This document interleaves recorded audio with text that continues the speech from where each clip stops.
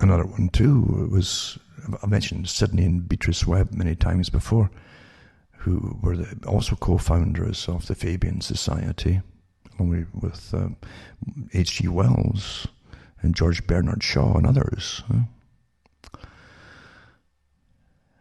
And Sidney Webb himself was a bureaucrat who worked for the government, and he, I think, also worked doing bookkeeping and all the rest of it too. So he was a great bookkeeper, basically. And these are the kind of characters that came in, invented a lot of speech for socialism, until most people can't comprehend what they're talking about, the meetings they have. But anyway, it says here that he wrote a book. It was called The Four Pillars of the House of Socialism. And I think it was published after World War I. And that was the blueprint for the socialist action in Britain and in the US. And don't forget that they boasted that they had a direct line to Moscow, to the table of Lenin at one time, and then, of course, in Stalin. They had little tiffs with Trotsky, who wanted them to stop taking the slow Fabian technique to achieve their ends, and he wanted immediate revolution. And Trotsky himself obviously was included into the higher thing of the whole thing, because why would the nobility then overthrow themselves? Don't you get it?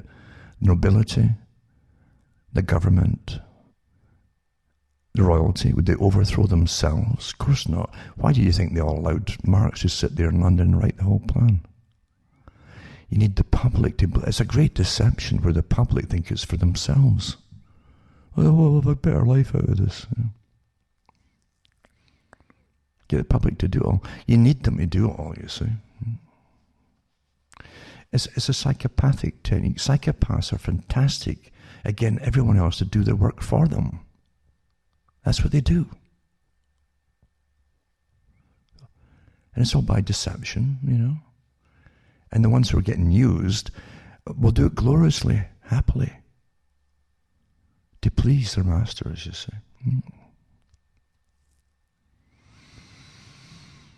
But again, this little bit here, this little quip of an article says, the plan called for destruction of the system of the production of goods and services.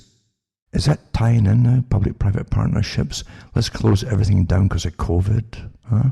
Everything, folks.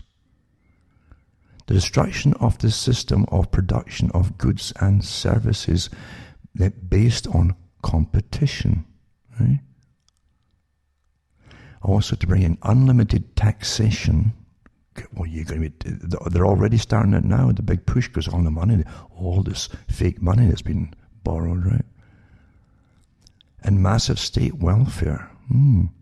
To bring in massive state welfare.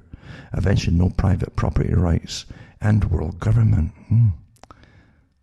So the objectives didn't differ all that much from the principles laid down by Karl Marx in the Communist Manifesto of 1848.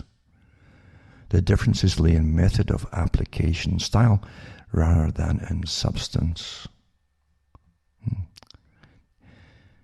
Is that just all coincidence? Is it coincidence? Of course it must be coincidence, eh?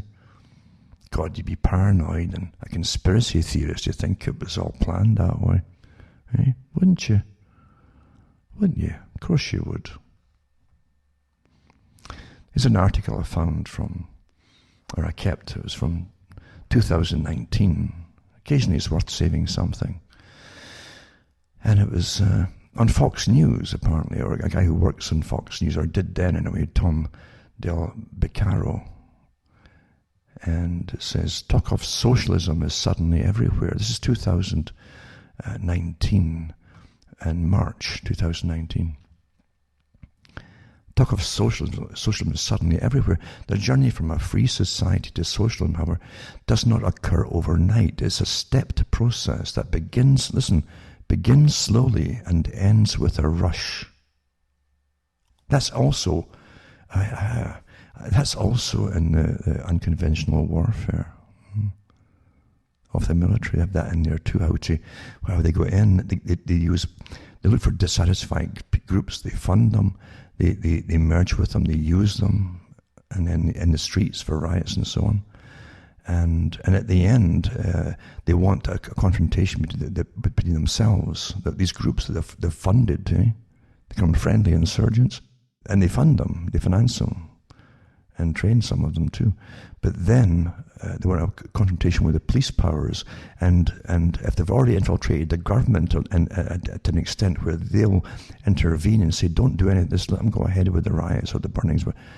This is all colour revolution stuff from the manuals, the military manual. That's what they do. So back to this article, right? And it mentions it too at the end. Once the police have stepped down, and you're trying to get enough people inside the military, youngsters, to be on your side, then you can push rapidly. And once you get it going, that's when you do the killing. Eh? You eliminate the existing classes. That's what you do. Eh? And your government in the States have been doing that for years. It's from their manual. As I've always said, once the big war machine comes back to your own country, then they'll start eating you too, the big eating machine. And that's exactly what's happening. Because time, you see, you've been bringing the structure in for a world government across the planet and annihilating independent nations. Anyway, here you are. Talk of socialism is suddenly everywhere. The journey from a free society to socialism, however, does not occur overnight. It's a stepped process that begins slowly and ends with a rush. Ends with a rush. There you go. Here are those steps. One is massive government spending. Ding, ding, ding. Socialist states have government at the center of their economies. I'll say that again for the harder thinking. Socialist states have government at the center of their economies and feature enormous spending programs. And it says here, in the early 1990s, Sweden, often cited as a socialist state, government spending exceeded 70% of its economy. That's 1990s Sweden. Under President Jefferson, government spending was approximately 2 to 3% of the economy. Today, the US is at 36%. This is before COVID, normally. Sweden, now walking away from socialism, has reduced its spending share to just over 50%. Government education, retirement and medical care, nearly cradle-to-grave spending are three cornerstones of future socialist states. Remember, socialism is basically communism. Right? It always ends up openly as communistic, or collectivistic is the one you call it, collectivism. Obama once said you can create a governing majority, and this is awfully important. Obama once said you can create a governing majority of those dependent on government. I'll say that again, right? Obama once said you can create a governing majority of those dependent on government. That's why in the socialist techniques, when Labour was doing it in Britain under Harold Wilson and other ones too, they literally bring in lots of folk from countries, put them on welfare immediately, lots of them, because they were a voting base from then on. They never forget that. Oh, you brought us in and you put us up and you gave us welfare and so on. And that's standard even to today, actually. So you can make them dependent, and you can create a dependency on it too. Elizabeth Warren is now promoting a universal child care, which would extend that dependence. Oh, God, the government's going to take care of all the children now, and single mums and rearing children and daycare and everything. You see. Step 2, massive tax systems that reduce incentives. Massive tax systems. Increased tax burdens go hand in hand with spending. Throughout our history, tax systems start out simple and wind up complex and burdensome.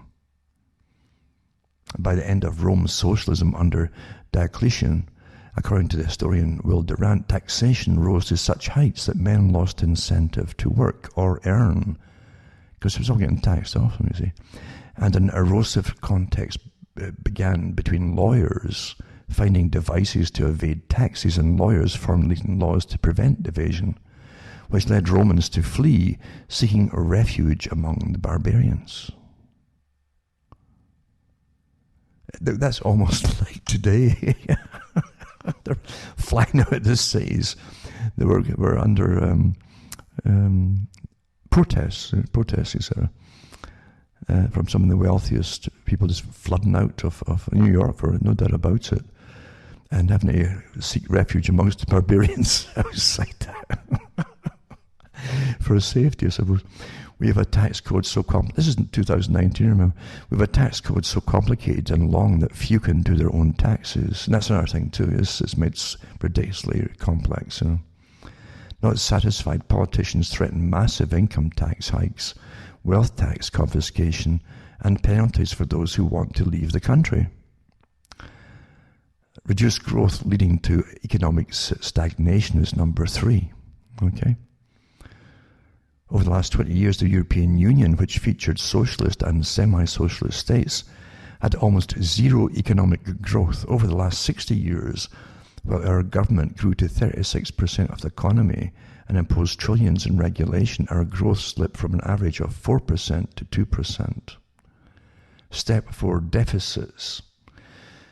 In semi-socialist Greece, once on the brink of being a failed state, government debt as a percentage of the economy is nearly 180%. That would be like you having a credit card debt nearly double your income. In the US, that debt ratio has exploded in the last decade, rising to nearly 106%. You're starting to get the picture here, right? Well, I don't know. Up until COVID, I could earn money and spend it. Yeah, but you kept needing more and more and more of it to buy the same amount of things because its value keeps plummeting, you see. It's all debt money. Step 5, governments print money. Undeterred by deficits or debt, governments print money to pay for programs. Because they take over all the functions of society. The government takes over all over. Inflation is a result of governments increasing the money supply beyond the needs of economic growth. In socialist Venezuela, inflation is expected to be at least 1,000,000% in 2019. In other words, its money isn't worth the paper on which it's printed. You're starting to get little anxiety attacks here. Things are, little bells go off, with each one of these steps. Step 6, government fixes prices and declares when goods can be sold. Diocletian set wage and price controls for socialist Rome. So Britain did that in the 1950s and 60s and the 70s. And by the way, they used IMF to do that. Oh, you thought that was an independent? Oh, yeah, that was right wing.